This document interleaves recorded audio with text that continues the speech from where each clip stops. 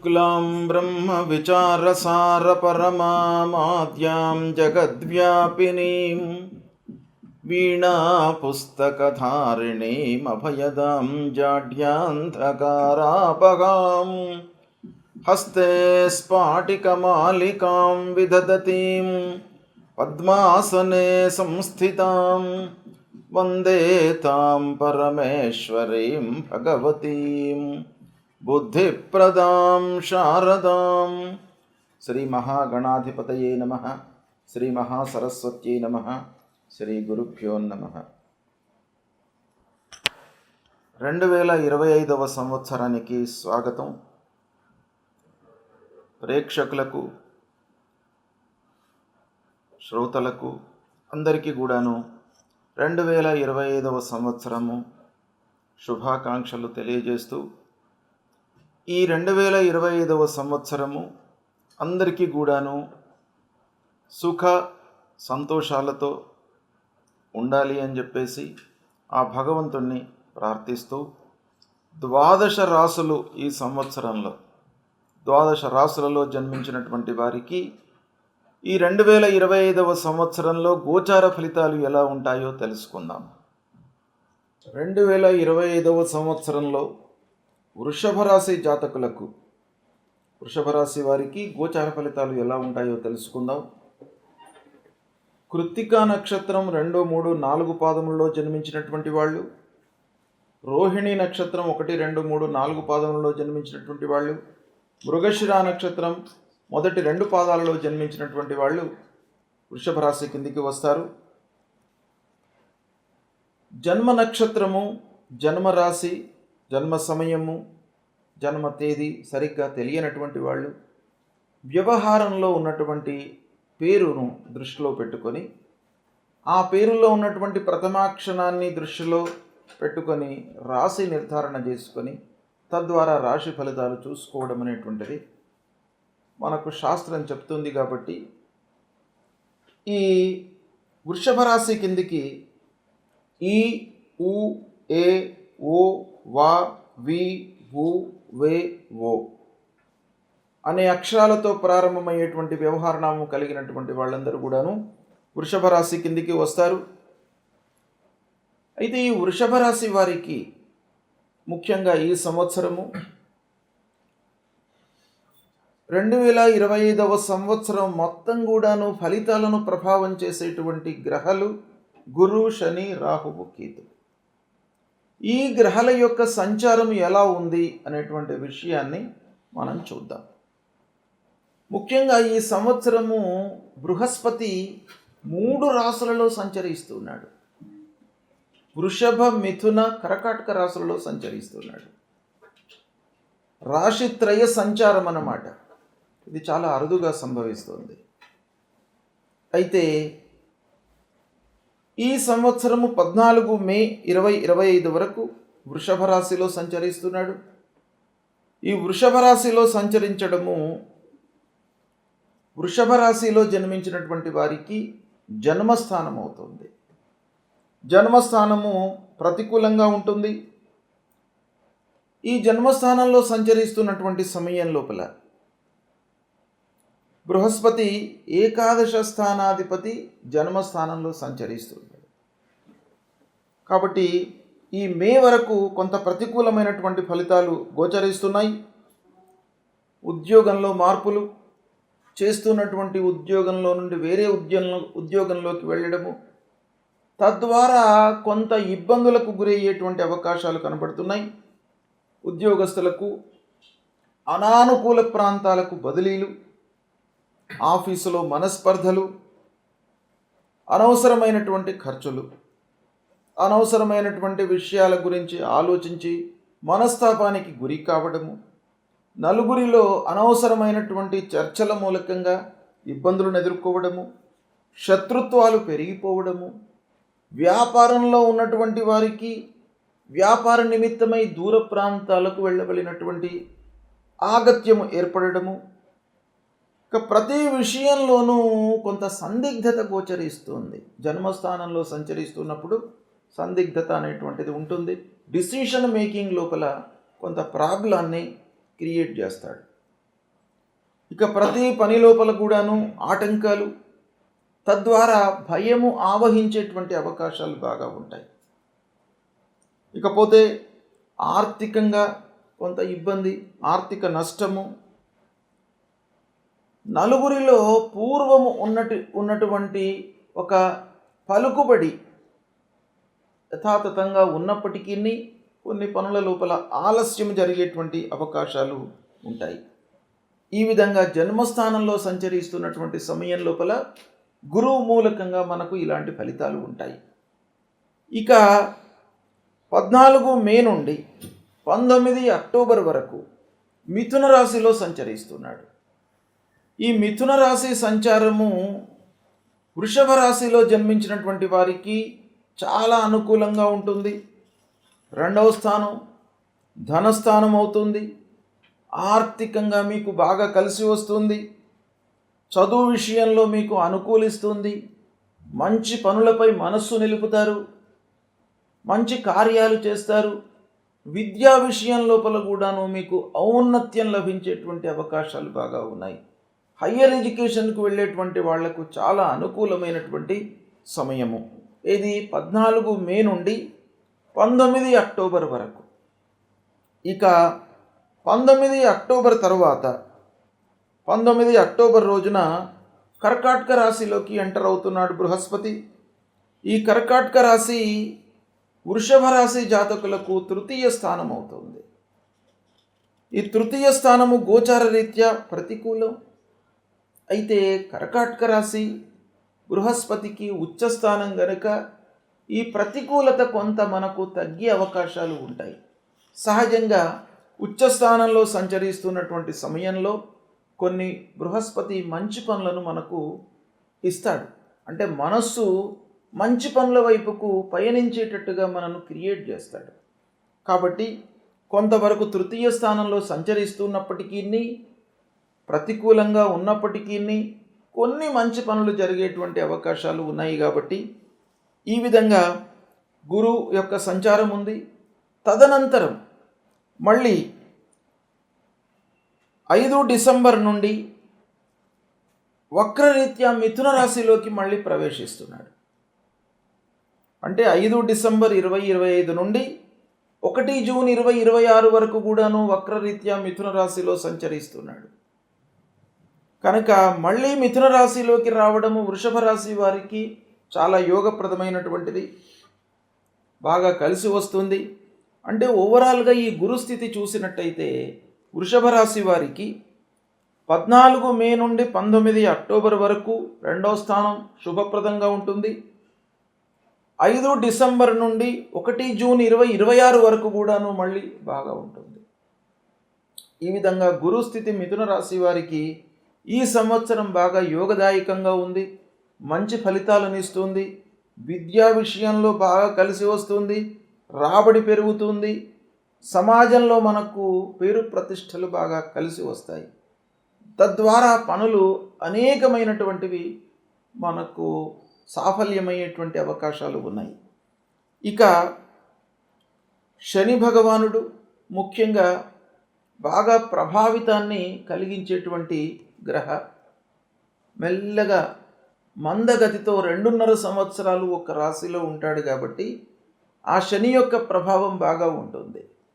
అయితే ఈ వృషభ రాశి వారికి శనేశ్వరుడి యొక్క ప్రభావము అంతగా ఉండదు. ఎందుకంటేను వృషభ రాశి అధిపతి శుక్రుడు, శని శుక్రులు మిత్రులు.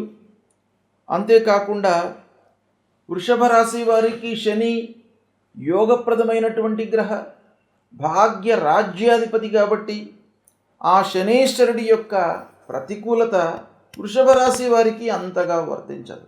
భయపడవలసినటువంటి అవసరం లేదు. అయినప్పటికీ సహజంగా పాపగ్రహం గనక ఎంతో కొంత మిమ్మల్ని ఇబ్బంది పెట్టేటువంటి అవకాశం ఉంటుంది. అయితే 29 మార్చి వరకు ఈ శనేశ్వరుడు కుంభరాశిలో సంచరిస్తున్నాడు. అంటే కుంభరాశిలో సంచారము వృషభ రాశి వారికి 10వ స్థానం అవుతుంది.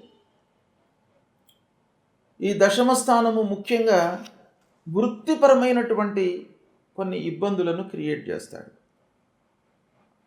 అంటే వృత్తిలో ఉన్నటువంటి వారికి, స్వయం వృత్తిలో ఉన్నటువంటి వారికి, తన వద్ద పనిచేస్తున్నటువంటి వాళ్లతో కానివ్వండి, క్లయింట్స్తో కానివ్వండి, కొన్ని ఇబ్బందులు, రావాల్సినటువంటి డబ్బు సకాలంలో రాకపోవడము, ఇలాంటి విషయాలపై ప్రభావాన్ని చూపిస్తాడు.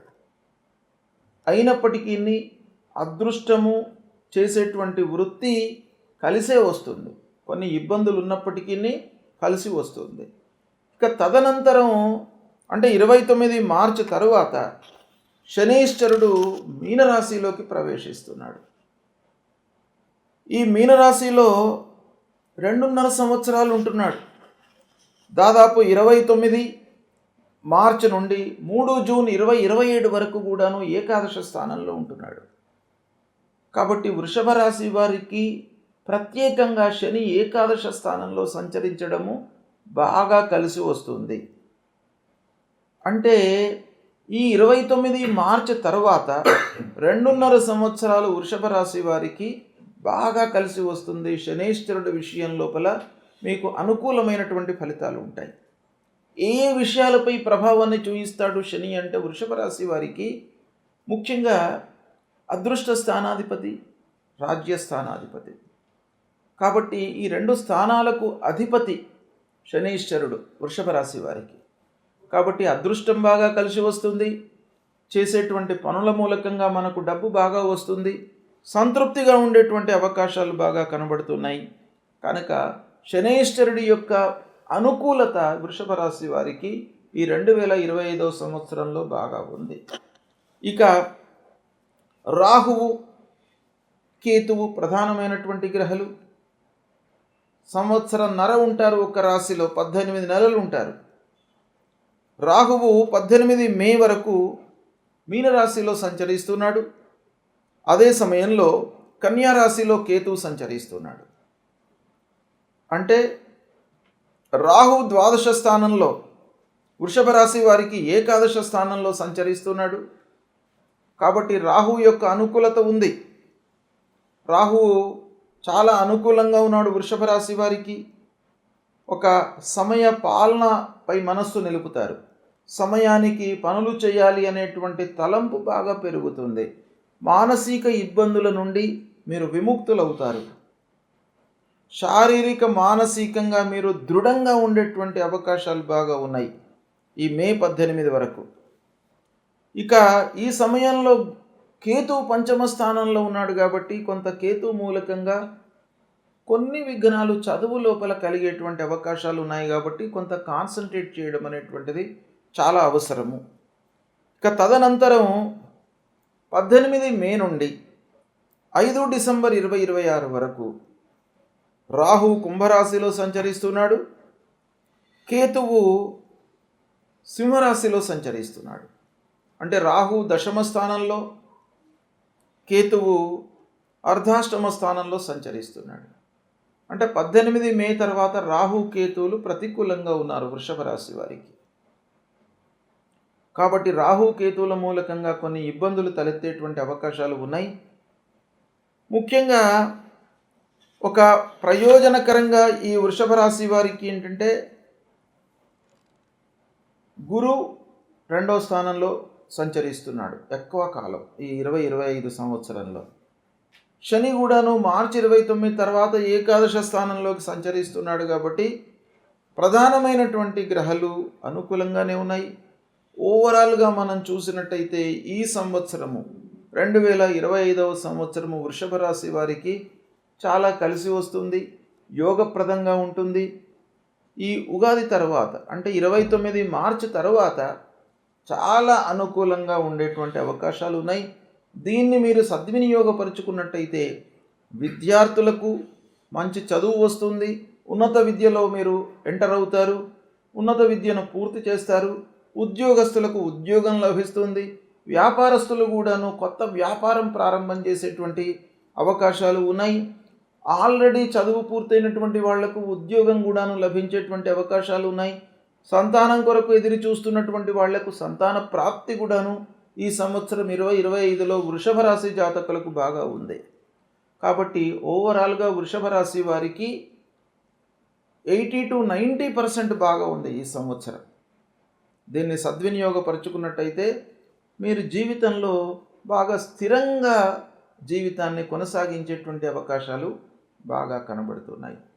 అయితే ఈ సంవత్సరము 2025వ సంవత్సరంలో ఏ గ్రహాలు ప్రతికూలంగా ఉన్నాయి వృషభ రాశి జాతకులకి అనంటే, ఈ 14 మే వరకు గురు జన్మస్థానంలో ఉన్నాడు. తర్వాత మళ్ళీ అక్టోబర్ 19 తర్వాత అక్టోబర్ 19 నుంచి డిసెంబర్ 5 వరకు ఆ సమయంలో గురు ప్రతికూలంగా ఉన్నాడు గనక గురు ప్రీత్యర్థమై మీరు పరిహారాలు చేసుకోవడం మంచిది. గురువుకు మనం ఏం చేయాలి? గురువుకు సంబంధించినటువంటి మూలమంత్రాన్ని జపించడము, దక్షిణామూర్తి స్తోత్ర పారాయణం చేసుకోవడము, దత్తాత్రేయ స్వామి దేవాలయానికి వెళ్ళడము, తల్లిదండ్రులను సేవించడము, ఇవి ప్రధానంగా మీరు చేసినట్టయితే ఆ గురు భగవానుడి యొక్క అనుగ్రహం మీకు లభిస్తుంది. కనుక తప్పకుండా ఈ గురువుకు పరిహారం చేసుకోండి. మీకు మేజర్గా గురు అనుకూలంగానే ఉన్నాడు. ఎందుకంటే మిథున రాశిలో ఎక్కువ రోజులు సంచరిస్తున్నాడు ఈ సంవత్సరం కనుక. తర్వాత కర్కాటకం ఉచ్చలోకి వస్తున్నాడు బృహస్పతి. కనుక మీకు ప్రతికూలత కొంత తగ్గుతుంది. అయినప్పటికీ గురువుకు సంబంధించినటువంటి పరిహారం తప్పకుండా మీరు చేసుకోండి. ఇక శని భగవానుడు 29 మార్చి వరకు ప్రతికూలంగా ఉన్నాడు. 29 మార్చి తర్వాత 2.5 సంవత్సరాలు మీకు ఏకకాలం కంటిన్యూస్గా 11వ స్థానంలో సంచరిస్తున్నాడు. అందున వృషభ రాశి వారికి శని యోగకారకమైనటువంటి గ్రహం. సహజంగా శని వృషభ రాశి జాతకులకు హాని చేయడు. అయితే ఈ ఏకాదశ స్థానంలోకి సంచరిస్తున్నాడు గనక మీకు మంచి జరిగే అవకాశాలు 100% ఉన్నాయి. శని భగవానుడు ఈ సంవత్సరం మీకు అనుకూలంగా ఉన్నాడు. అయితే ఈ 29 మార్చి వరకే కొంత ఇబ్బందులు ఉన్నాయి. 29 మార్చి వరకు దశమంలో సంచరిస్తున్నాడు కాబట్టి ఈ ఉగాది వరకు దాదాపు శని ప్రీత్యర్థమై మీరు పరిహారాలు చేసుకోండి. శని కొరకు ఏం చేయాలి? శని మూలమంత్రాన్ని జపించడము, నువ్వుల నూనెతో శనేశ్వరునికి అభిషేచన చేయడము, నువ్వులు దానం చేయడము, నల్లటి వస్త్రాన్ని ఇవ్వడము, బీదలకు వీలైతే మీరు ఒకరిద్దరికి అన్నదానం చేయడము, శనివారం రోజున శక్తి కొలది. లేదా విద్యార్థులు ఎవరైనా చదువుకునే వాళ్ళు ఉన్నట్టయితే మీ అందుబాటులో వాళ్ళకి ఏవైనా కూడా పుస్తకాలు లేదా నోట్బుక్స్, పెన్ను, పేపరు ఇలాంటివి కొనివ్వడం మూలకంగా కూడాను మీకు ఆ భగవంతుడి యొక్క అనుగ్రహం లభిస్తుంది. ఇక రాహుకేతువులు 18 మే వరకు బాగా ఉన్నాడు. రాహువు 18 మే తర్వాత ప్రతికూలంగా ఉన్నాడు. కాబట్టి రాహు ప్రీత్యర్థమై కూడాను మీరు 18 మే నుండి దాదాపు 1.5 year 18 నెలలు రాహుకేతువులు ఇద్దరు కూడాను ప్రతికూలంగా ఉన్నారు కనుక రాహుకేతువుల ప్రీత్యర్థమై అమ్మవారిని పూజించండి. రాహుకేతువుల మూలమంత్రాన్ని పఠించండి.